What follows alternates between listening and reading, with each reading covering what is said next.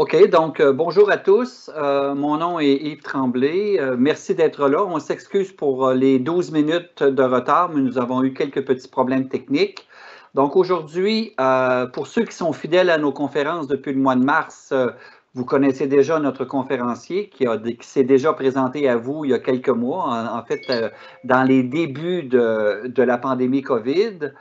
C'est le professeur Antoine Flao, je m'excuse, qui est à Genève, qui est directeur de l'Institut de santé globale, qui œuvre au sein de la faculté de médecine à l'Université de Genève. C'est un grand spécialiste en épidémiologie.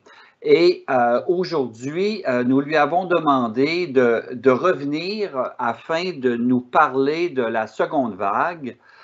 Compte tenu du fait que plusieurs pays y sont, où la seconde vague est en train de passer, où elle est passée, d'autres, ils ne savent pas trop s'ils vont l'avoir, etc. Donc, notre conférencier aujourd'hui, M. Flao, Antoine Flao, qui va nous parler de COVID-19 et de deuxième vague. À vous la parole, cher ami. Je rappelle aux gens que vous ne pouvez pas poser vos questions directement, sauf via le chat. Donc, nous sommes deux pour colliger vos questions et nous allons les poser pour vous. À vous la parole, Dr. Flao. Merci Yves, merci aussi Étienne et merci à toute la technique pour me permettre de faire cette intervention auprès de vous et merci à vous tous qui êtes présents d'un peu partout de la francophonie. Pour entendre et partager avec moi ces réflexions que l'on pourrait avoir ensemble sur cette deuxième vague qui touche une bonne partie, en tout cas, de l'hémisphère nord. Vous avez ici ce tableau de bord que nous essayons de tenir à jour depuis le tout début de la pandémie, et très régulièrement grâce aux données qui sont recueillies à la fois sur les bases de données de l'ECDC à Stockholm ou celles du Johns Hopkins University ou celles des pays directement qui nous les transmettent et qui nous permettent d'avoir des données fiables même par région de plus en plus. On voit ici que la situation est tendue dans tout l'hémisphère nord, pas totalement l'ensemble de l'hémisphère nord, l'Asie de l'Est est beaucoup plus calme, mais cela dit, elle est aussi sujette à une très forte pression du virus en ce moment, même si elle reste encore en zone de sécurité, on pourrait appeler, c'est-à-dire à un niveau très bas encore de nombre de cas, que ce soit en Chine, au Japon, mais à Singapour ou bien en Corée du Sud. Tout l'hémisphère sud se dégonfle, si je puis dire, petit à petit de cette pression hivernale qu'elle a subie. L'Afrique du Sud, l'Australie, la Nouvelle-Zélande, même l'Amérique latine qui a été la plus lente à repartir vers le bas, avec quelques signaux un peu préoccupants au Brésil de remontée d'épidémie par exemple, ainsi qu'en Afrique du Sud d'ailleurs. Je parlerai un tout petit peu du Canada et du Québec. Le Canada n'est pas dans une très bonne situation, victime d'un peu de cette pression du virus, comme les États-Unis, et n'arrivant pas vraiment à reprendre le contrôle au niveau du pays, mais en revanche, au niveau des provinces, il y a une diversité. Le Québec est aujourd'hui dans une situation assez instable, assez de non-contrôle total, puisqu'il y a quand même un arrêt de la courbe exponentielle, il n'y a pas de progression des cas, mais il n'y a pas une baisse suffisante pour pouvoir se réjouir trop vite au Québec. Les deuxièmes vagues, ce n'est pas une surprise totale d'avoir cette deuxième vague, parce que quand on regarde l'Australie, il y a eu une première vague comme la nôtre, entre mars et mai, et puis il y a eu un déconfinement, et puis assez rapidement, malheureusement, pendant l'hiver, il y a eu une deuxième vague, au début incontrôlable, avec cette progression exponentielle préoccupante, qui a entraîné les autorités de Melbourne, tout l'État de Victoria, 5 millions d'habitants à peu près, à faire un confinement très strict, avec un couvre-feu également, et à reprendre le contrôle sur l'épidémie assez rapidement. Et maintenant, la situation est évidemment très calme. En Nouvelle-Zélande aussi, il y a eu, même s'ils ont beaucoup plus verrouillé leurs frontières, il y a eu aussi une activité pendant leur hiver, pendant l'hiver austral. Donc pendant notre hiver à nous, on n'est pas étonné de voir une pression du virus sur tout l'hémisphère nord tempérée, et ces vagues qui se traduisent par une augmentation. Alors, les courbes que je vous montre sont des courbes où, en haut, vous avez le nombre de nouveaux cas. Au milieu, vous avez le fameux R, le taux de reproduction, je vais y revenir. Et puis en bas, vous avez le nombre de décès. À Genève, on est exactement dans la même situation. La France, Genève, a repris bien le contrôle sur l'épidémie. Le nombre de cas est vraiment en baisse très très prononcée. Le R également est au-dessous de 1, cette limite rouge que j'ai marquée sur mes graphes. En revanche, pour la mortalité, on ne voit pas encore de baisse très nette en France, mais on voit qu'on arrive à un plateau, heureusement, sur la mortalité. Et puis ça baisse à Genève. En Afrique, on a des profils épidémiologiques un peu différents. Je dirais, on a 3 profils. On a l'Afrique du Nord qui est une situation très très voisine de celle de l'Europe en fait. C'est finalement une zone tempérée méditerranéenne de l'hémisphère nord et qui connaît une poussée hivernale que le Maroc, par exemple, est en train de contrôler, la Tunisie aussi, même si la mortalité semble un peu décalée, comme en Europe d'ailleurs. La deuxième partie, c'est l'Afrique subsaharienne. C'est une partie qui est plus grise sur ma carte parce que lorsque nous n'avons pas assez de tests réalisés, on ne peut pas faire d'analyse épidémiologique fine. Mais dans les pays où on peut faire cette analyse, j'ai pris le Sénégal, j'ai pris le Kenya, mais on pourrait prendre l'Éthiopie, on pourrait prendre le Ghana, le Nigeria, la Côte d'Ivoire, le Togo. On verrait, et puis d'autres pays également, comme vous pouvez voir, on peut voir une situation qui est malgré tout de faible activité. Et on n'a pas beaucoup d'explications pour expliquer pourquoi l'Afrique subsaharienne traverse aussi bien cette pandémie. Le climat, ce n'est pas très convaincant. Vous allez me dire, il n'y a pas d'hiver, certes, mais à Singapour non plus, et pourtant il y a eu des épidémies. Dans l'Amérique latine non plus, il y a eu des épidémies à Manaus, sur l'équateur, etc. La démographie, ce n'est pas un mauvais argument parce que l'âge médian est de 18 ans, en Suisse il est de 43 ans, en France pareil, donc on a évidemment une population beaucoup plus âgée en Europe qui est plus victime de ce virus, comme on le sait, mais malgré tout, on ne voit pas non plus des hôpitaux avec des personnes âgées souffrant de la Covid-19, surchargeant les hôpitaux africains, donc, qui sont d'ailleurs moins équipés que les hôpitaux européens et qui pourraient avoir vu cette vague passer aussi avec douleur, ce qui est quand même beaucoup moins le cas. La notion d'immunité croisée a été avancée, elle n'a pas été pour le moment documentée, donc je ne peux pas aller beaucoup plus loin. Ce serait que d'autres virus, d'autres peut-être coronavirus d'ailleurs, viendraient croiser l'immunité, ou d'autres virus proches viendraient croiser par l'immunité acquise, l'immunité contre le coronavirus. Ça n'a pas été, encore une fois, du tout mis en évidence. Quant à la prédisposition génétique des Africains, elle me paraît douteuse pour la protection contre le coronavirus parce que les Noirs américains, qui ont la même origine génétique, ont beaucoup plus souffert même que les Blancs américains au cours de cette pandémie, et donc on ne voit pas très bien pourquoi ils n'auraient pas été protégés. Donc on n'a pas beaucoup d'explications aujourd'hui, c'est une question intéressante et pour laquelle on saura peut-être un peu plus dans quelques mois ou années. Et puis le troisième profil, c'est l'Afrique du Sud, dont vous pouvez voir la courbe qui ressemble un petit peu finalement à la courbe qu'on a pu voir en Australie ou qu'on a pu voir en Afrique du Sud, comme je vous l'ai dit, mais aussi en Amérique latine. C'est donc une épidémie forte pendant l'hiver austral et aujourd'hui des petits signaux préoccupants de remontée possible. Voilà la remontée que je voulais vous montrer. Alors, nous faisons des prévisions, comme je vous l'ai dit, tous les jours, 2 fois par jour en fait.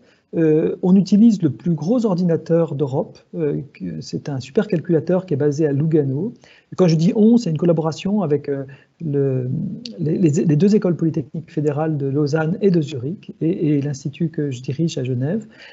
Et en fait, on ne veut pas faire de prévision à long terme. Et la raison, c'est que, c'est un peu la courbe que je vous montre, vous pouvez voir que Ebola en 2015, les CDC d'Atlanta, qui sont quand même le temple de l'épidémiologie moderne, a prédit plus d'1,5 million de cas, enfin 1,2 million de cas, pas, largement. C'était pas du tout, c'est la courbe rouge qui est survenue. Il y a eu en tout dans le monde moins de 30 000 cas, donc on n'a pas du tout envie de prédire à long terme, même à moyen terme. On ne prédit qu'à une semaine, et là on se trompe assez rarement, de beaucoup en tout cas. Je vous ai parlé du taux de reproduction, du taux R0, et je voudrais vous en parler un petit peu plus longuement parce que c'est important. On en parle beaucoup. Le taux de reproduction, c'est très facile à comprendre. C'est le nombre de cas secondaires qui sont induits par un cas index. Donc si moi je suis malade, infecté par le coronavirus, et que je contamine 2 personnes, eh bien, le taux de reproduction sera de 2. On va appeler R0 le taux de reproduction de base, c'est-à-dire quand il n'y a absolument aucune mesure de protection qui sont mises en œuvre, et puis quand toute la population est susceptible. Et puis on va appeler R ou R effectif, parfois on dit RT ou RE, toutes les valeurs de R qui vont s'en suivre, qu'on va essayer donc de réduire. Alors, le R0, lorsqu'il dépasse 1, il définit ce qu'est une épidémie. On peut presque dire même qu'on a ici la seule vraie définition d'une épidémie, en tout cas la seule définition précise de ce qu'est une épidémie. Une épidémie, c'est lorsque le R0 est supérieur à 1. Alors, le R0, ce n'est pas une variable que l'on peut mesurer. Il n'y a pas voilà, il n'y a pas de données épidémiologiques qui nous donnent comme ça le R0. Le R0 est calculé par un modèle mathématique. Donc vous pourrez très bien, sur les mêmes jeux de données, avoir un modèle mathématique qui vous donne une valeur de R0 et un autre modèle un peu plus compliqué ou un peu plus simple qui va vous donner une autre valeur du R0. Ici, je vous donne une formule qui repose sur un modèle mathématique assez simple et qui vous donne la façon de calculer le R0 à partir de D, qui est l'intervalle de génération, on pourrait dire pour être simple, la durée de la période contagieuse, que je vais estimer à 6 jours, et puis le temps de doublement. Et le temps de doublement, ça c'est une quantité que l'on peut épidémiologiquement mesurer, c'est le temps durant lequel le nombre de cas va doubler. Quand il passe de 100 à 200 cas, en 3 jours, le temps de doublement TD est égal à 3 jours. Et là, je peux calculer le R0. C'est une formule mathématique qui me donne 2,4. Eh bien, ce 2,4, c'est une moyenne, car il y a une distribution du R0. En fait, vous pouvez regarder l'histogramme qui ressemble beaucoup à celui de notre SARS-CoV-2, c'est celui du SARS-CoV, ou SARS-CoV-1, c'est-à-dire du SRAS. Eh bien, le virus du SRAS, on a pu faire un histogramme des R0, et vous vous apercevez que près de 70% des contaminations ne contaminent personne, 0. Le R0 est de 0. Et pour presque 20%, le R0 est de 1.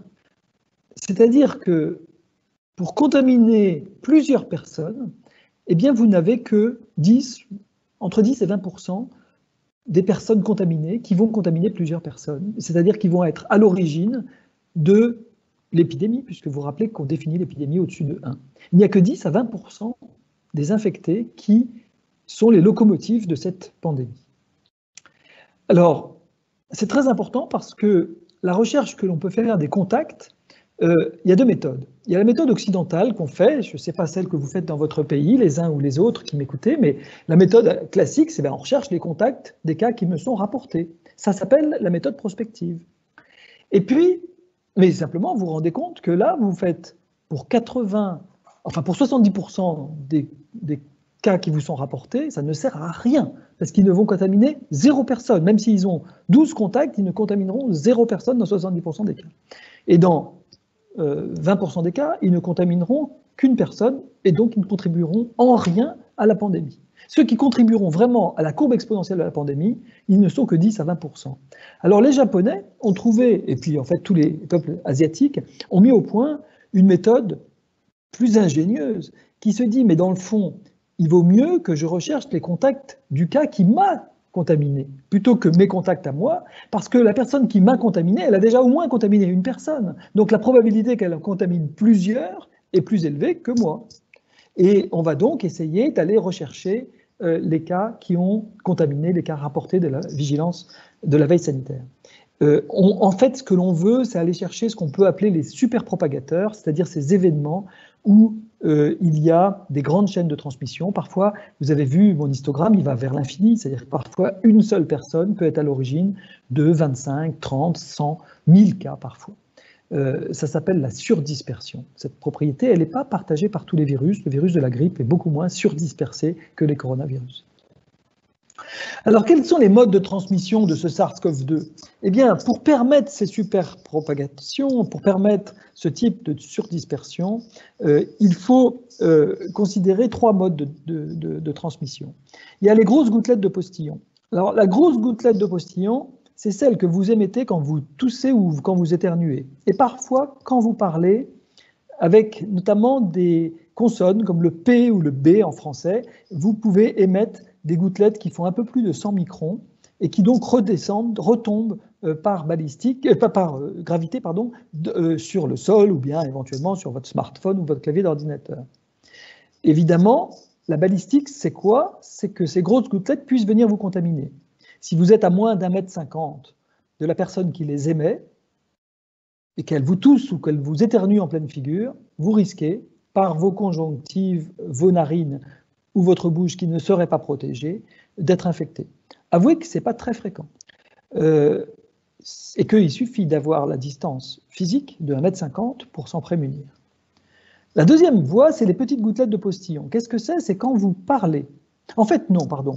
Quand vous respirez. Vous êtes tous, peut-être, j'espère, dans le fond, c'est pas certain, mais vous êtes probablement tous sortis dehors un jour d'hiver un peu froid d'un de nos pays du Nord. Et vous avez remarqué qu'on fait de la fumée, comme on dit. En fait, on fait un nuage d'aérosol. Ça, c'est en respirant. Si vous parlez, vous en émettez 10 fois plus. Si vous chantez ou vous criez, vous en émettez 50 fois plus. Vous pouvez vous entraîner l'hiver. Au Canada, par exemple, ça marche très bien. Alors, ces petites gouttelettes de postillon sont extrêmement dangereuses parce qu'elles flottent dans l'air. Elles font moins de 100 microns et elles sont comme un peu, vous savez, ces nuages de fumée de cigarette que l'on voit dans des milieux clos. C'est des aérosols, hein, la fumée de cigarette. Et ce sont des aérosols également de moins de 100 microns qui flottent dans l'air pendant plusieurs heures avant de se disperser. Eh bien, de la même façon, ces petites gouttelettes de postillon peuvent flotter jusqu'à plusieurs heures dans l'air. Ça a été démontré expérimentalement. Et si elles sont contaminées par du coronavirus, vous pouvez vous infecter par ces gouttelettes. Et elles sont plus dangereuses parce que là, la distance de 1,5 m ne suffit pas. Et puis il y a les surfaces planes, c'est-à-dire qu'on a bien dit que les gros postillons pouvaient tomber sur des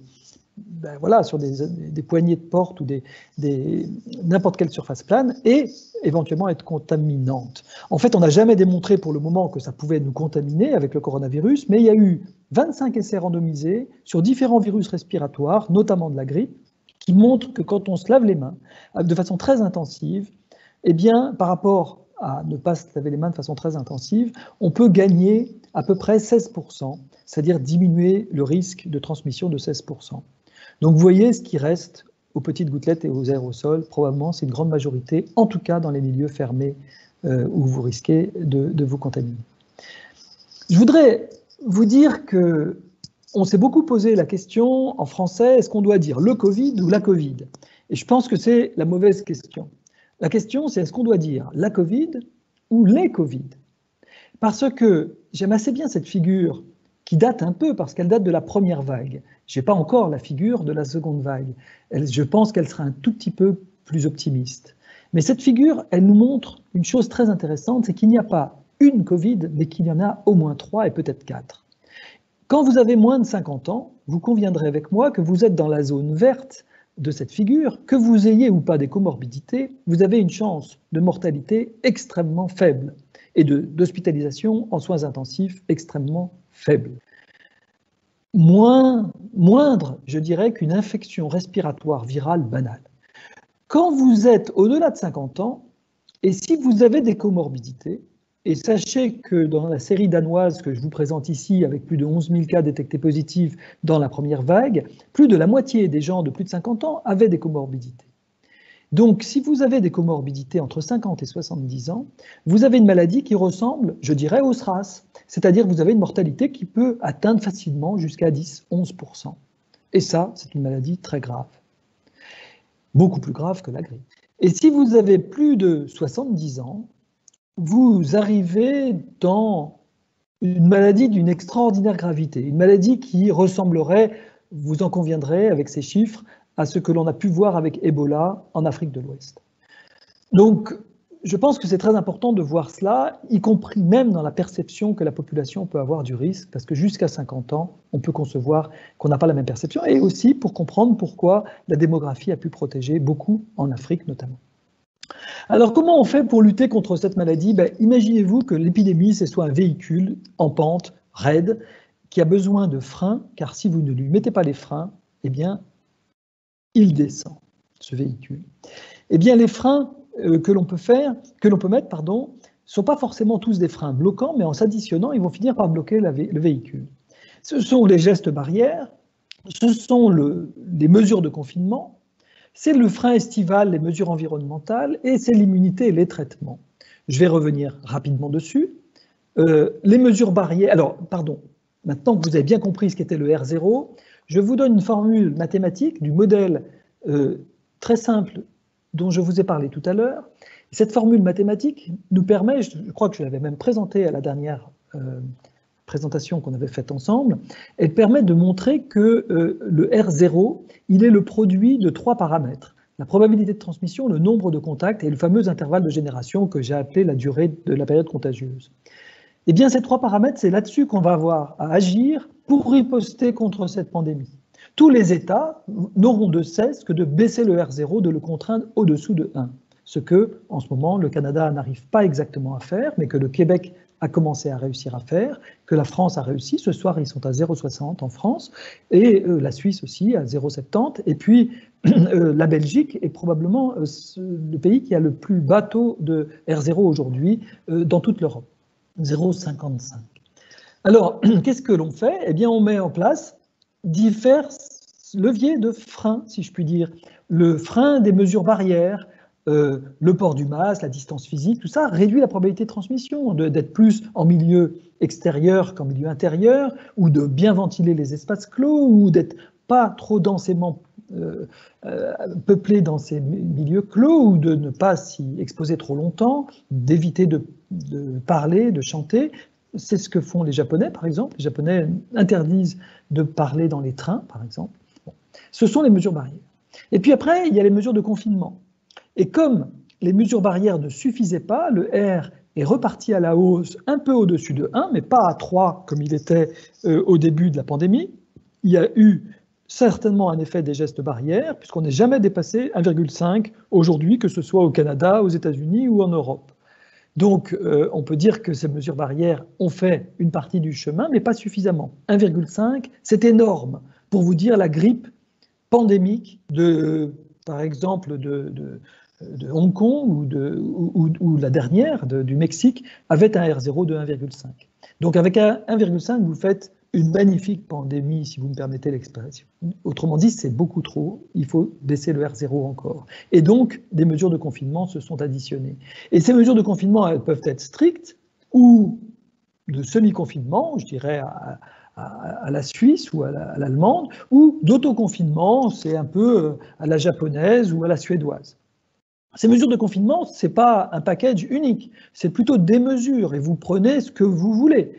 Ce qui va le moins impacter votre vie sociale ou économique. Le télétravail, par exemple, éventuellement la fermeture des écoles, des universités, la limitation des rassemblements, la réduction de la mobilité dans le pays, à 1 km, à 5 km, à 20 km, etc. La fermeture des bars, des restaurants, des discothèques, au lieu de transmission repérée jusqu'à présent. La fermeture des magasins non essentiels, pas lieu de transmission repéré jusqu'à présent. Je n'ai pas parlé de la fermeture des salles de sport, etc. Vous avez aussi d'autres façons de confiner, qui sont plus personnalisés, j'y reviendrai juste après.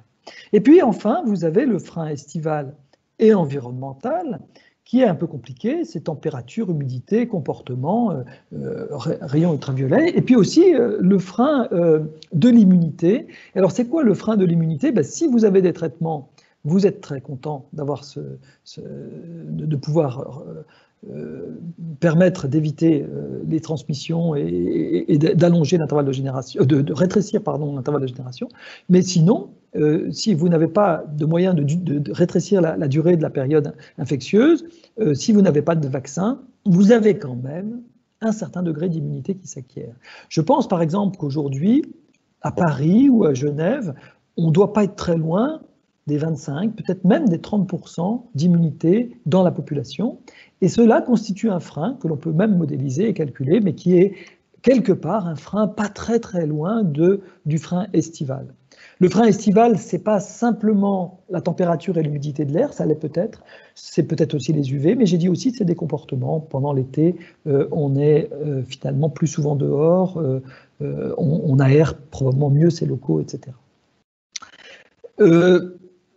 J'ai publié avec des collègues environnementalistes des données assez intéressantes. À chaque fois qu'il y a des pics de pollution, sur ces courbes, alors vous avez Tenerife ici, c'est une île des Canaries, hein, où il y a eu un pic de sable du désert. Ce n'est pas de la pollution humaine, mais c'est quand même des fines particules, des particules qu'on appelle les PM2,5. Eh bien, vous avez eu une bouffée de Covid juste après. Ensuite, vous avez ici Londres, et à Londres, vous avez aussi, lorsqu'il y a des épisodes de pollution, on appelle ça d'inversion thermique, c'est-à-dire d'anticyclone, ce qu'on a exactement en Europe en ce moment, eh bien vous avez une vague importante. Pareil dans le Tessin, à Belanzon, c'est dans le Tessin en Suisse, ou à Paris, où on a exactement les mêmes profils. Donc, il y a un haut risque qui avait été montré pour la grippe, mais il y a un haut risque avec ces pics de fines particules, sans qu'on sache très bien pourquoi, de flambée épidémique. Je voudrais vous montrer l'Irlande parce que c'est assez intéressant. L'Irlande, le 20 octobre, avait cette croissance exponentielle assez préoccupante, comme je vous dis, un R qui était autour de 1,5. Eh bien, le 21 octobre, c'est le premier jour du confinement. Et vous allez reconnaître que le 21 octobre, ni nos modèles ni les autorités de santé pouvaient prévoir que tout de suite ça s'arrêterait. Je veux dire, vous confinez le 21 octobre, nous en bleu vous avez la perspective qu'il va y avoir, le confinement il va falloir lui donner une quinzaine de jours pour qu'il agisse. En fait, en réalité, si vous regardez la façon dont ça agit, nos modèles ne voient pas tout de suite et continuent à dire que ça va monter, mais ce n'est pas du tout ce qui se passe. En réalité, on arrive à une baisse. Et cette baisse va être très claire. Donc très rapidement, après le confinement, vous avez une reprise en main de l'épidémie. Comment se fait-il que presque quelques jours simplement, et pas 2 semaines après la décision du confinement, vous ayez cette reprise en main magnifique? On voit la deuxième vague, elle ressemble presque maintenant à la deuxième vague australienne. Les Irlandais ont repris le contrôle sur leur pandémie, en tout cas sur la deuxième vague de leur pandémie. Eh bien, on a des données de mobilité de la population. Alors, ne regardez pas les courbes rouges que vous avez ici, parce que c'est la mobilité dans les parcs. Alors, les gens ont le droit de se balader dans les parcs en été, ils ont augmenté beaucoup, ils se sont lâchés comme nous tous en Europe. Mais ici, vous avez les gens qui sont allés au travail. Et évidemment, le premier confinement, ça c'est en avril-mai, il y a eu une chute de près de 80%, enfin extrêmement élevée de mobilité. Les gens, seuls les métiers qu'on appelle essentiels sont allés au travail. Et il y avait presque plus personne dans les rues de Dublin et d'Irlande. Et puis, il s'est remonté. Et en fait, on voit que plusieurs semaines avant le 21 octobre, vous avez une descente une diminution de la mobilité de presque à 50% de la mobilité attendue. Donc le peuple s'était lui-même auto-confiné avant même que la décision soit prise. C'est le petit pic. Le petit pic, c'est un peu la fuite des villes quand la décision est prise et un certain nombre de gens partent à la campagne. C'est vrai aussi à Paris. Mais et puis après, ça a redescendu. Donc vous voyez l'effet du confinement. En réalité, le confinement politique, il est le plus souvent dans nos démocraties associé à une participation citoyenne et une prise de conscience du risque. Bon, mes dernières diapositives seront sur le traitement. Les traitements, où en sommes-nous? Pas grand-chose, hein. Malheureusement, un peu décevant. Pas décevant, mais le repositionnement des médicaments que l'on aurait bien aimé, on aurait beaucoup aimé que l'hydroxychloroquine ou la chloroquine marche. Malheureusement, elle ne semble pas marcher. Même le remdesivir, que l'on aurait bien aimé aussi voir marcher, ne semble pas efficace selon l'essai randomisé de l'OMS.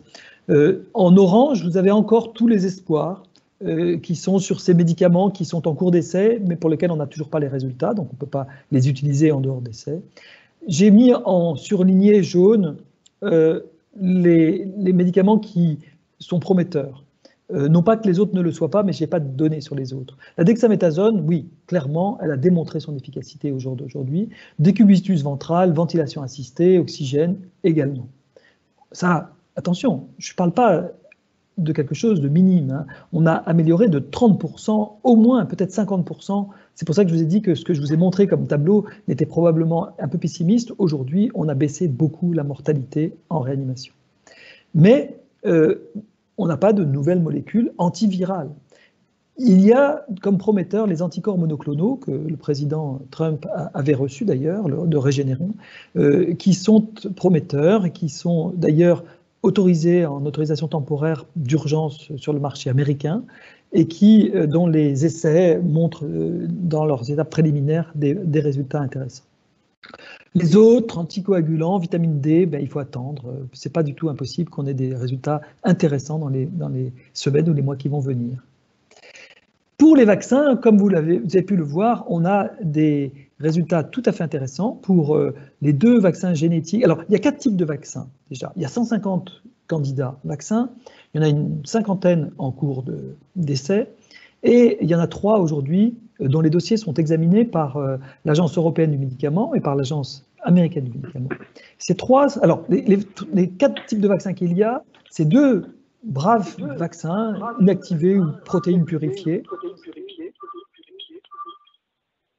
Tiens, j'ai un écho.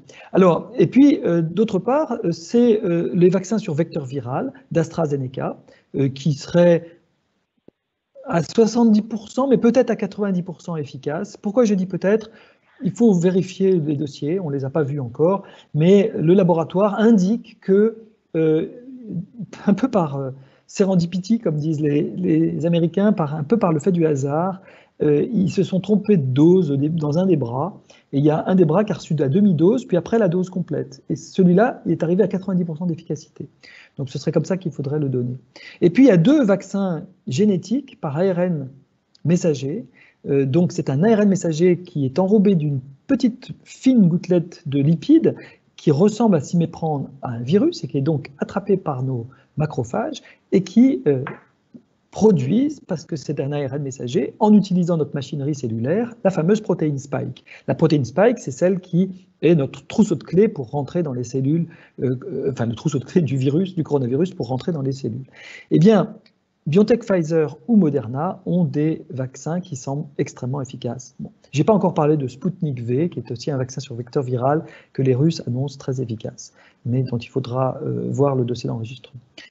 L'immunité, combien de temps durera-t-elle? Personne ne le sait très bien, puisqu'on n'a pas de recul, mais elle semble pour le moment assez prometteuse, cette immunité vaccinale, on ne sait pas encore très bien, mais l'immunité naturelle semble, même s'il y a des débats là-dessus, persister au-delà de 5 mois.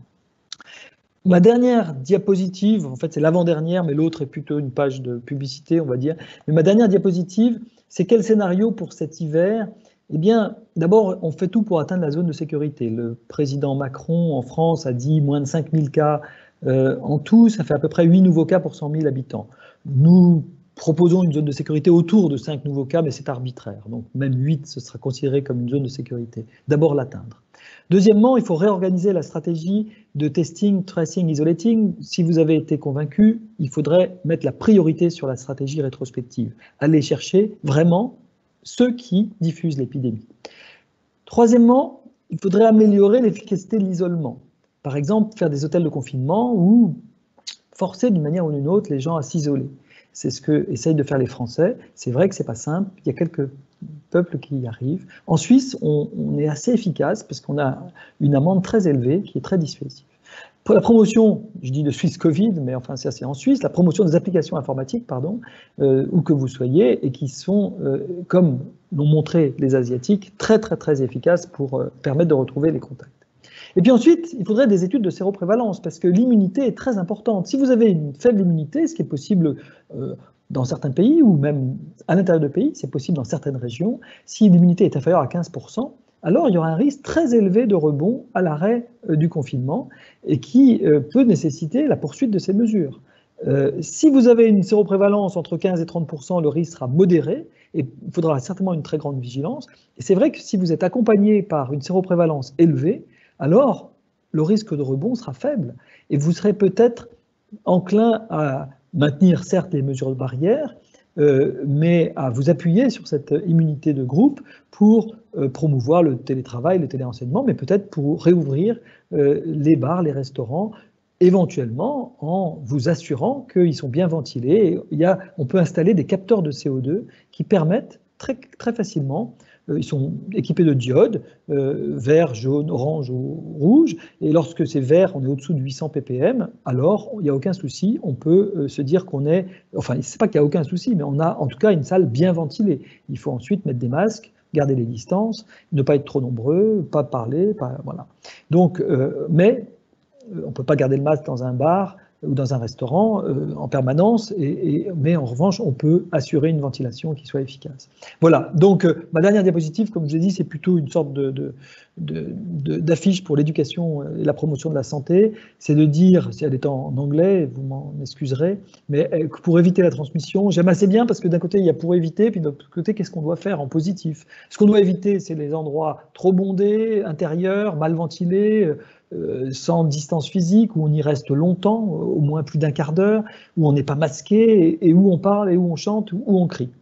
Ce qu'on doit faire, c'est promouvoir les activités qui sont à l'extérieur, en sachant qu'à l'extérieur aussi, on peut se faire contaminer si on n'a pas de distance physique en particulier. C'est de porter des masques quand on est à l'intérieur, de garder la distance, et puis de ne pas oublier que la ventilation, c'est probablement une des méthodes de choix pour lutter contre cette pandémie. Voilà, j'espère que je n'ai pas été trop long, mais en tout cas, je suis à votre disposition pour répondre aux questions. Je ne sais pas si j'ai bien enlevé mon PowerPoint. Non, enlevez-le, Dr. Flao. Vous l'avez toujours? Oui, il faut recliquer sur le bac de partage. Exact. C'est bon, là? C'est parfait. Merci beaucoup, cher ami, de cette excellente conférence. Personnellement, j'ai appris énormément. Il y a beaucoup de gens qui ont posé des questions. Si vous me permettez, je vais ouvrir le bal. Je vais en poser une personnelle et après ça, je vais aller dans la liste de questions posées. Celle qui est personnelle, en fait, c'est pas une question. C'est en fait, ça appelle à une démarche. Vous avez dit qu'effectivement, dans l'Amérique du Nord et puis en Europe occidentale, on vivait le pic. C'est associé à l'hiver. Bon, l'hiver ne semble pas, la température froide n'est peut-être pas une cause, mais vous, comme scientifique, si vous cherchiez quelque chose, par où commenceriez-vous à chercher? Pourquoi est-ce que c'est associé à l'hiver? Si l'hiver n'est pas la cause, qu'est-ce qui pourrait être cette cause-là? Donc, vous êtes un scientifique, par quoi commenceriez-vous à chercher? Alors, en fait, on a beaucoup cherché, étudié ces questions sur la grippe. Et sur la grippe, ce que l'on peut dire, c'est que le frein estival, à contrario, la poussée hivernale, mais le frein estival n'est pas bloquant. C'est-à-dire que pour la grippe, on a pu l'estimer à 0,60, c'est-à-dire une baisse de 40% du R0. C'est 0,60 fois R0. Et 0,60 fois R0, quand vous avez un R0, rappelez-vous que je vous ai dit que pour la grippe, il était de 1,5, ça le met au-dessous de 1. 0,60 fois 1,5, ça fait 0,9. On n'a même pas besoin de mesures barrières, on n'a pas besoin de vaccin.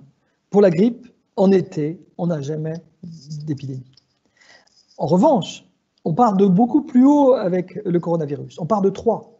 Et si vous multipliez, admettons que ce soit la même chose que la grippe, partons simplement. Je n'en sais rien parce qu'on ne le sait pas encore. Mais si c'était 0,60, 0,60 fois 3, malheureusement, ça nous amène bien au-dessus. Voilà. Donc je pense qu'on ne doit pas voir le frein estival comme un blocage estival, mais vraiment comme quelque chose. Et d'ailleurs, on a pu voir que les Canadiens, bénéficiant du frein estival et ayant continué les mesures barrières, ont réussi à bloquer toute épidémie pendant l'été. Il n'y a pas eu de morbidité sévère et de mortalité pendant l'été, il y a eu une circulation du virus. Ils n'ont pas empêché, ils n'ont pas mis à 0 le R, mais il était au-dessous de 1. En revanche, les Américains des États-Unis ont eu le même frein estival et probablement beaucoup moins de mesures barrières associées, car ils n'y croyaient pas, car il y avait un populisme ambiant, car je ne sais quoi. Et ils ont connu des épidémies pendant tout l'été, car ils n'ont pas su mettre le R au-dessous de 1. C'est mon interprétation. Les Russes ont été comme les Américains, d'ailleurs. Est-ce qu'il est, une dernière question, est-ce qu'il est possible que ce rétrovirus-là ait des propriétés rétrovirales différentes de celles communément connues jusqu'à l'heure actuelle, c'est-à-dire ARN, intégration au DNA, utilisation de la machinerie moléculaire, comme vous avez dit? Est-ce que c'est possible qu'il ait des propriétés différentes? Non, le coronavirus est un virus à ARN qui n'a pas du tout de propriétés antirétrovirales. C'est pas du tout, rétroviral, pardon. C'est pas du tout un rétrovirus. C'est un virus à ARN. D'accord? Il y a des virus à ADN qui ont le double brin et qui mutent très peu parce que les deux brins les protègent bien. Il y a des virus à ARN qui ont qu'un seul brin et à cause de cela, ils ont une tendance à muter un peu plus. C'est le cas du virus de la grippe, mais aussi c'est le cas du virus coronavirus. Ce coronavirus ne s'intègre pas dans notre génome, ce coronavirus rentre dans nos cellules et utilise la machinerie cellulaire pour produire ses propres protéines et se répliquer. Mais il ne rentre pas dans le génome, il ne modifie pas notre génome. D'accord. Je vais aller dans le public. Je vois une question ici et je vais vous la lire tout simplement.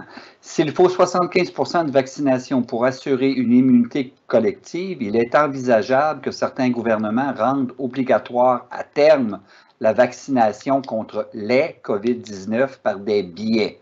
Interdiction de déplacement aérien, restaurants, théâtres, etc. Pour les personnes non vaccinées. Qu'en pensez-vous? Alors d'abord, les essais sur les vaccins jusqu'à présent n'ont pas montré qu'ils freinaient la progression et la transmission. Ça va peut-être vous étonner, vous allez dire, mais c'est bien ça l'objectif d'un vaccin. Oui, on l'espère, mais ce n'est pas les critères de jugement de ces essais. C'est-à-dire que les critères de jugement de ces essais, c'était de montrer que quand vous êtes vacciné, vous faites moins de Covid-19, de maladies, ou mais peut-être vous restez porteur asymptomatique et que vous transmettez. Si ça vous choque, eh bien, rappelez-vous simplement que le vaccin contre la poliomyélite orale est un vaccin qui permet de continuer à transmettre le virus.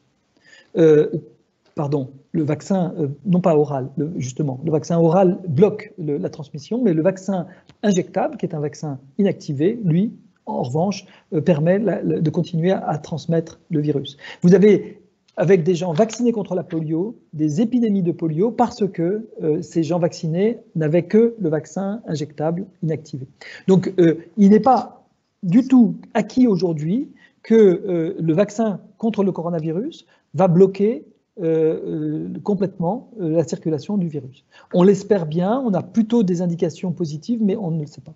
Toujours est-il qu'on est loin aujourd'hui de pouvoir obliger la population à se vacciner, à mon avis, à cause du fait que, un, on ne sait pas répondre à cette question, que deux, on n'a pas non plus des données de tolérance long terme sur un tel vaccin, par définition, puisqu'il est récent, et que, trois, je ne pense pas que l'on ait aujourd'hui, dans aucun pays du monde, la possibilité logistique de vacciner tout le monde, ou alors ça veut dire que certains pays vont s'accaparer les doses de vaccins et ne laisseront pas des pays plus pauvres de la planète qui ne pourront pas régater en termes de prix et qui se verront braqués, si je puis dire, par des pays riches les vaccins.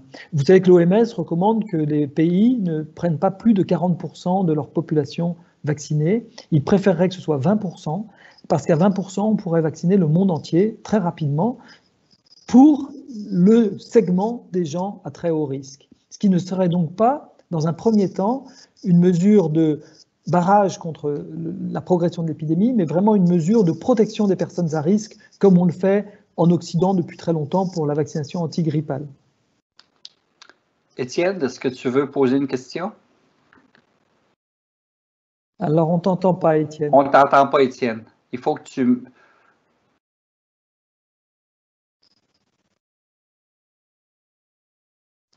Ben, écoutez, je peux peut-être y pour... On voit que tu es en mute. Mais on voit que tu es en mute, Étienne, mais on ne t'entend pas. Écoutez. Alors là, j'entends plus Yves. Je m'excuse, j'avais désactivé mon micro. Est-ce que vous m'entendez? Oui. OK. Très bien. Donc, une seconde question dans le public. Est-ce que les vaccins génétiques ne sont pas dangereux pour les descendants de ceux qui recevront ce type de vaccin? Alors, encore une fois, le mot de vaccin génétique est un peu impropre au sens où il fait peur, parce qu'on a l'impression que le génome qui nous est injecté va s'intégrer dans notre propre génome, ce qui n'est pas du tout le cas. Encore une fois, ce ne sont que des ARN messagers. Qu'est-ce que c'est qu'un ARN messager? C'est juste quelque chose qui est une sorte de petite usine qui nous permet de produire des protéines.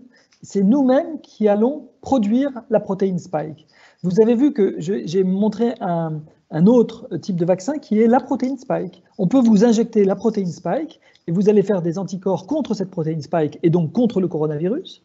Ou alors on peut vous injecter un tout petit bout d'ARN messager qui ne va pas s'intégrer du tout dans votre génome, qui va rentrer dans votre cellule, qui va utiliser la machinerie cellulaire avec ce petit bout d'ARN messager qui ne va jamais rentrer dans le génome, puisque notre génome, ce n'est pas de l'ARN messager, c'est de l'ADN.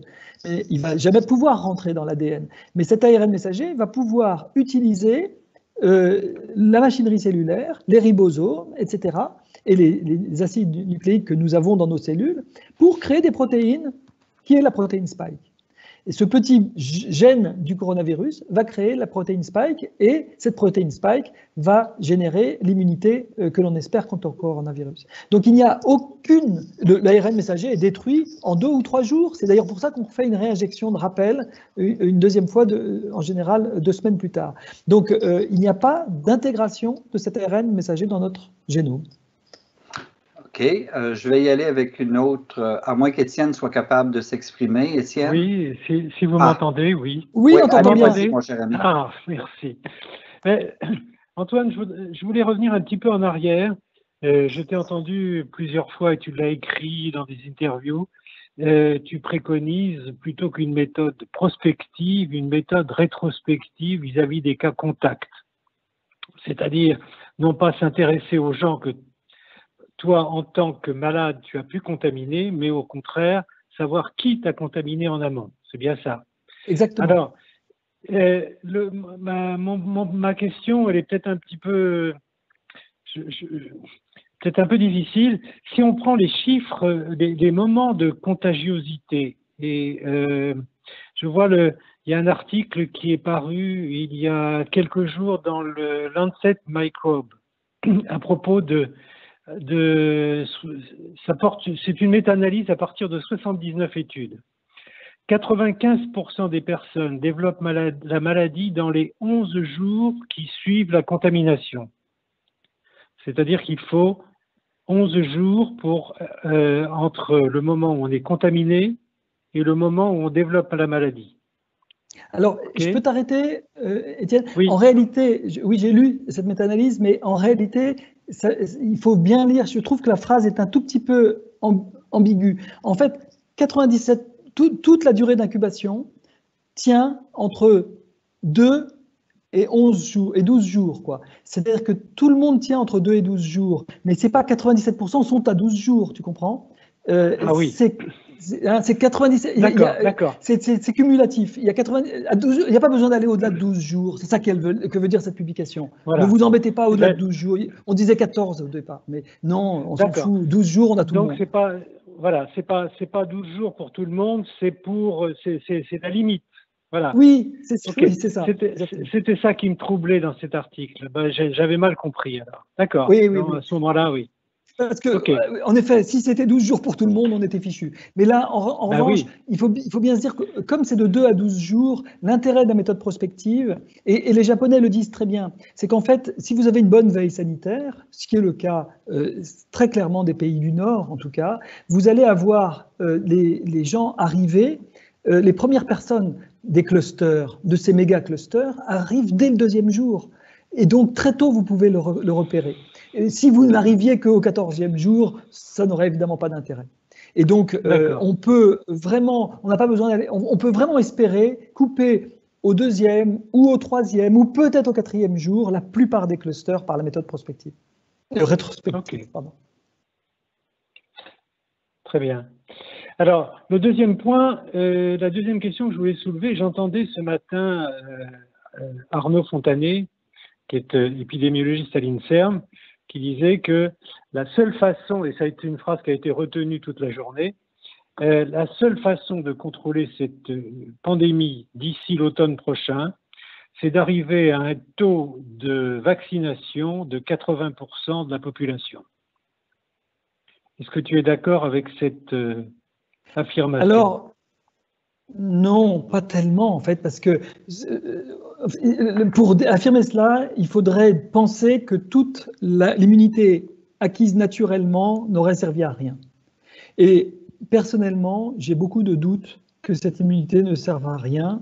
Je dirais même que le reflux si rapide de la deuxième vague au début de la saison froide dans les pays occidentaux de l'hémisphère nord, que sont le Canada ou l'Europe du Nord dans tout son ensemble, l'Allemagne était un petit peu en retard, mais ça y est, elle est en train de décrocher aussi, me laisse penser que probablement il y a un petit rôle, un petit frein qui commence à agir de cette immunité. C'est-à-dire que, bien sûr, je ne dis pas que le confinement ne sert à rien, mais reconnaissons que le confinement est beaucoup moins fort et beaucoup moins sévère.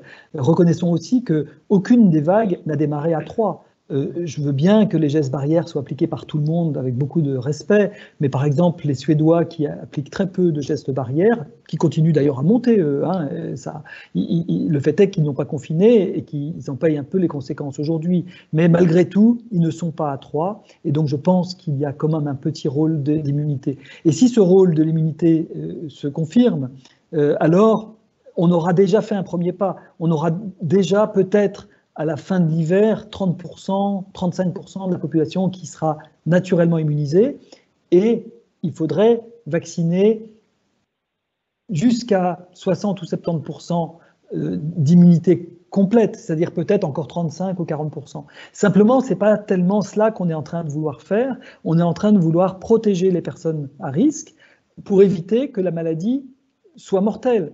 Il y a deux façons de se débarrasser de ce problème. Il y a une façon qui serait l'éradication, et là, je rejoins Arnaud Fontanet. Si on vise l'éradication, je crois qu'Arnaud Fontanet a raison. Si on vise l'éradication, comme on a visé l'éradication de la variole ou de la poliomyélite bientôt, j'espère, ce sera par la vaccination de toute la population. Et comme tout le monde ne se fera pas vacciner, la cible de 80 est probablement tout à fait logique. Mais si on vise déjà de se débarrasser de ce problème, alors je pense que ce que j'appelle le problème, c'est la mortalité et la sévérité chez les personnes à risque ou âgées. Et si on arrive à l'éviter grâce à la vaccination de ces personnes-là, on aura, à mon avis, réglé une bonne partie du problème coronavirus. Oui. Alors, ceci dit, tu es plus optimiste sur le taux nécessaire de vaccination, mais il y a quand même deux questions qui se posent. La première, c'est que il faut voir le taux de résistance, le nombre de patients qui ne veulent pas, le nombre de personnes qui ne veulent pas se faire vacciner.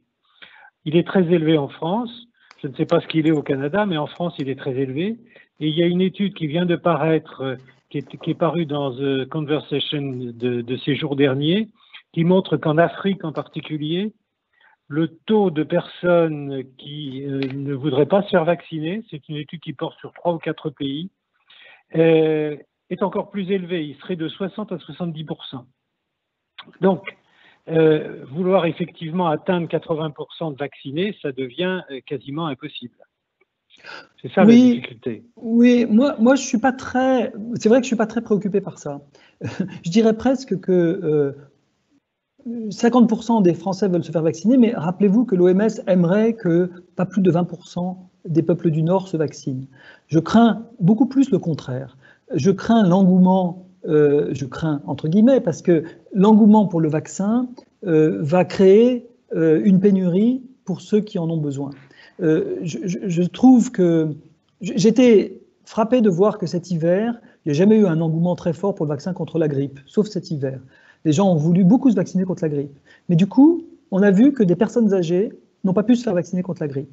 Eh bien, je trouve que finalement, ce serait regrettable aujourd'hui de voir, alors qu'on a le vaccin, continuer à voir des gens dans les EHPAD, dans les EMS, je ne sais pas comment on dit au Canada, dans les maisons de retraite, mourir à cause du coronavirus. Il y aura des choses qui vont nous choquer profondément si, pour des raisons de pénurie, parce que des gens, regardez les moins de 50 ans, qui soient réticents à la vaccination, mais au contraire, ne luttons pas contre, ce n'est pas le moment, puisque de toute façon, on n'a pas choisi de vacciner toute la population.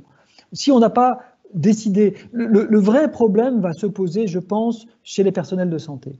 Parce que les personnels de santé, on sait que la résistance ou la réticence à se faire vacciner, elle n'est pas liée à l'éducation.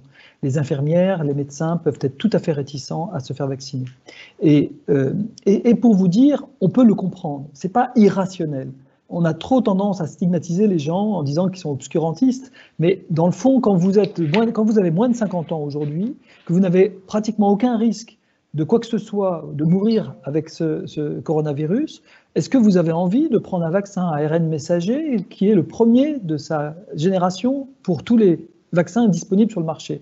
On peut comprendre. Si vous êtes quelqu'un de 85 ou de 90 ans, les risques très long terme vous affectent quand même beaucoup moins que si vous avez 30 ans.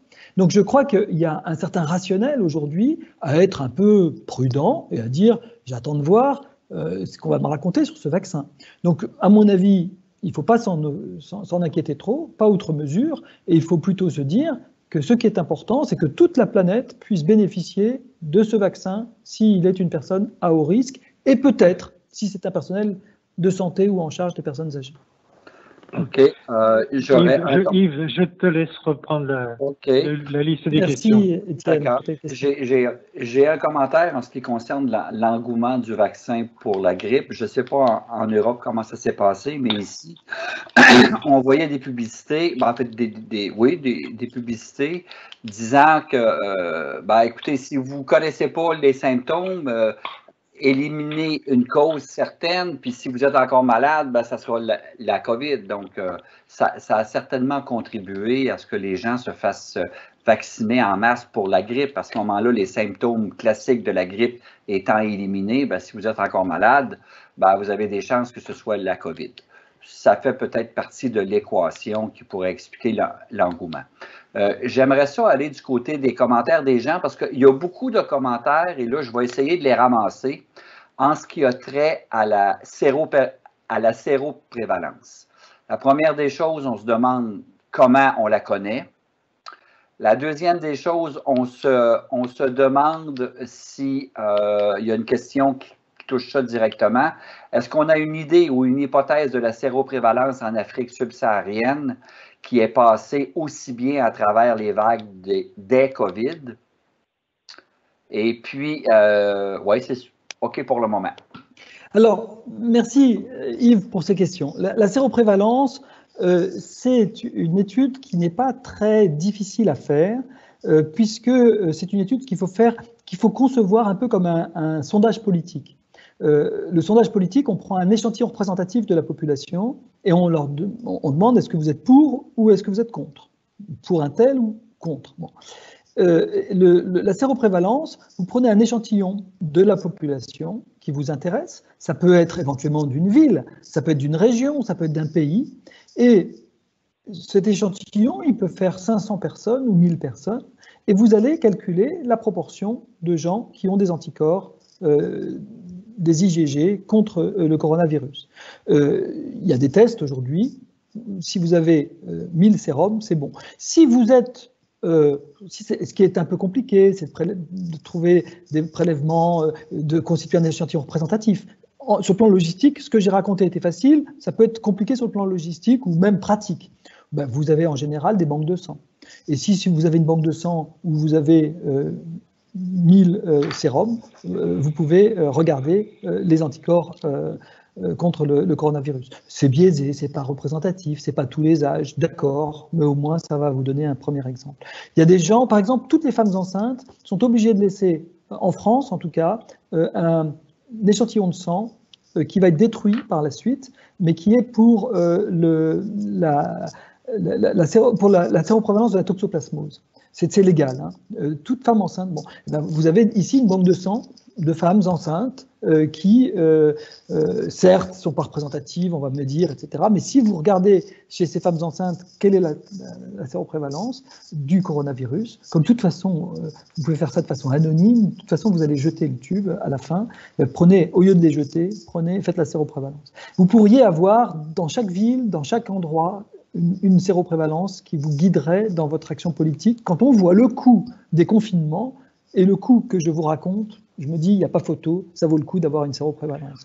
On a fait à Genève, on n'en a pas fait une, je vous dis, c'est un sondage politique, on en a fait 8 études de séroprévalence à Genève depuis le début de la pandémie, et on suit comme ça, et on est en train d'en refaire, on suit comme ça les taux de séroprévalence. Alors en Afrique, à ma connaissance, il n'y en a pas, non, malheureusement, et c'est dommage. Après, il y a un deuxième, c'est dommage, ça pourrait vraiment aussi être intéressant, et je pense qu'il y en aura, et je pense qu'on peut les faire aussi facilement. Je pense à de très bons instituts, Pasteur ou autres, qui sont en Afrique subsaharienne et qui pourraient tout à fait conduire ce type d'études.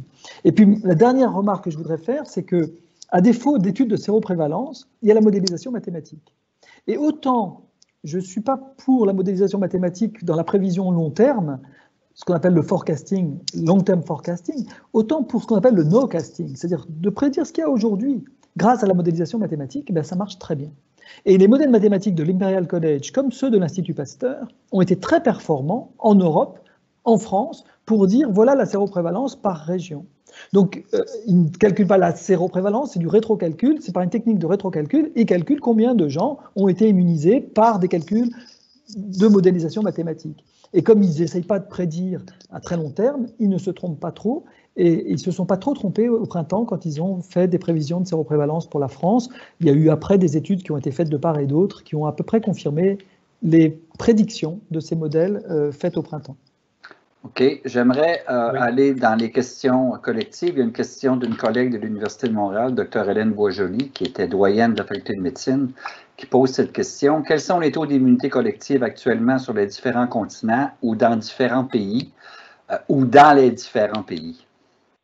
Alors, bonsoir Hélène, parce que je connais bien Hélène Boisjoli, et je suis ravi de ta question. Alors, les taux de séroprévalence sont très, très, très différents et très hétérogènes à l'issue de la première vague. Je n'ai pas, à ma connaissance de la séroprévalence à l'issue de la seconde vague dans aucun pays du monde. Je ne sais pas quand est-ce qu'on aura les premiers, on est en train d'en faire une à Genève, je ne sais pas si on sera les premiers à la sortir. Mais à la première vague, il y a eu plusieurs séroprévalences qui ont été faites. Par exemple, en France, il y en a une à Paris, une qui a été faite à Paris, une qui a été faite à Marseille et une qui a été faite à Bordeaux. Celle de Paris a montré 10% de mémoire, celle de Marseille, je crois, 7 ou 8, et celle de Bordeaux, 3. Donc vous voyez que dans un même pays, où vous avez 3 régions où l'activité épidémique de la première vague a été très différente, vous avez des taux très différents. Et je pense que les taux ne dépassent pas beaucoup, à l'issue de la première vague, les 10-15%, dans aucun pays du monde, à part, je crois qu'on a dit qu'à Manaus, en Amazonie, où il y a eu une sorte d'épidémie qui s'est déployée de façon terrible et qui, sans vraiment mesure de confinement dans ces endroits difficiles d'Amazonie, est retombée, peut-être avec l'immunité acquise, et avec peut-être 50 ou 70% de gens séroprévalents, séropositifs. Donc voilà, alors au Canada, au Québec, je ne sais pas, mais je pense que la prévalence sortie de première vague a dû être assez proche aussi des 7-8%. Je pense que vous n'avez pas eu une vague aussi forte qu'à Paris, me semble-t-il.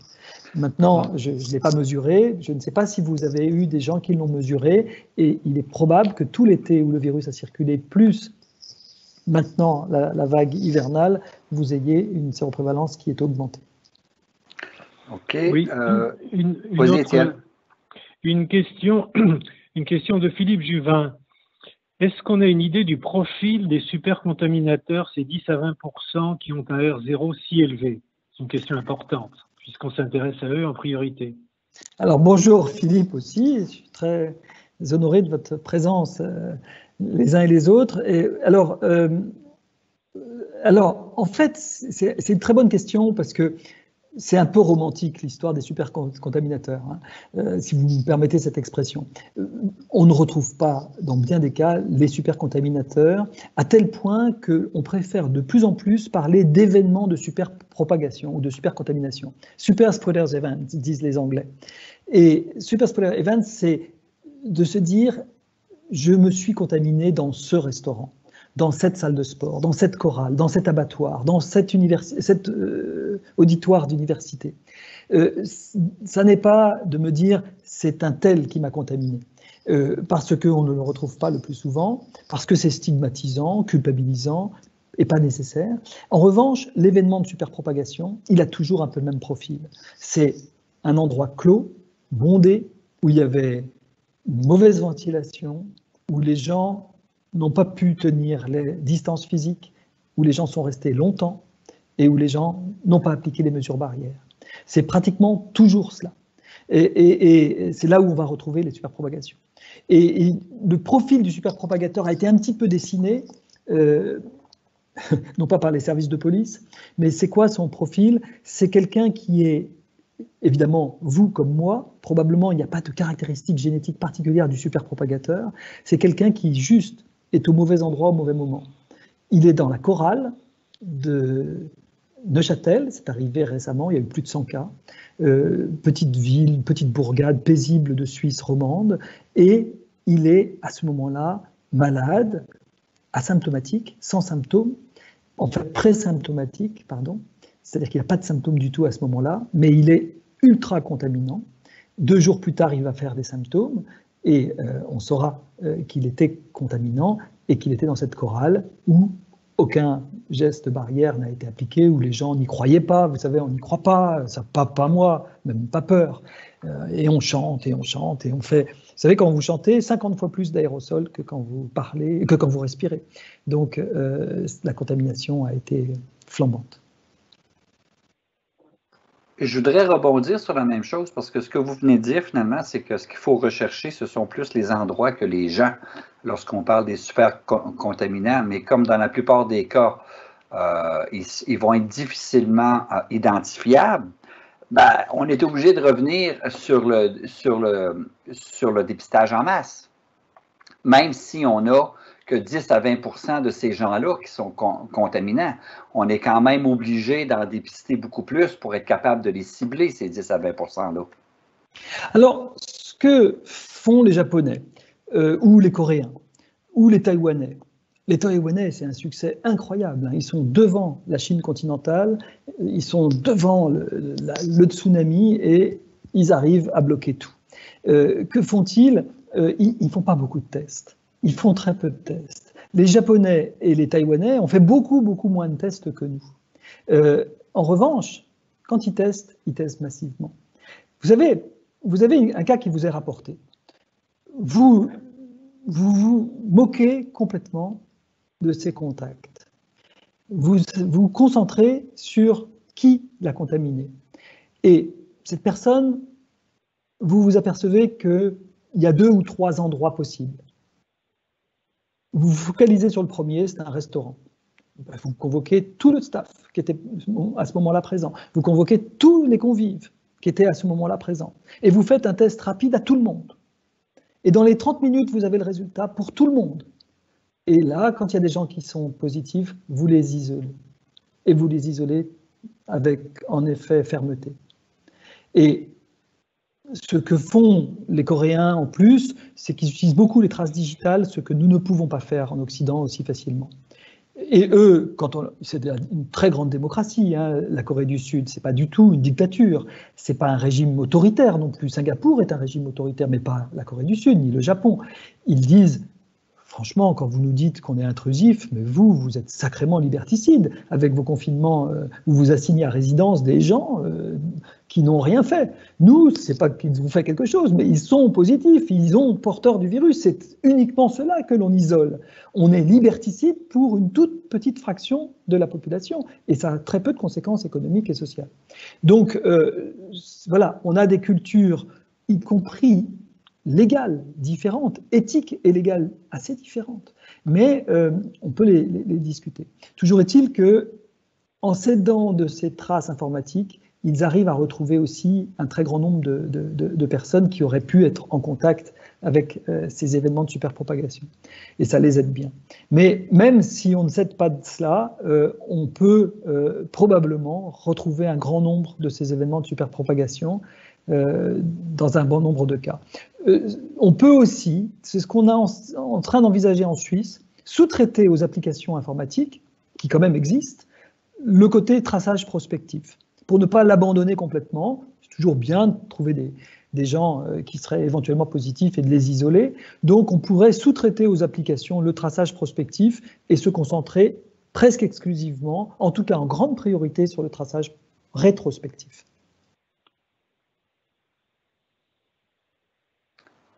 Étienne, je vois encore une question dans le public, peut-être que je peux la poser. J'ai de la misère un petit peu à la comprendre. Oui.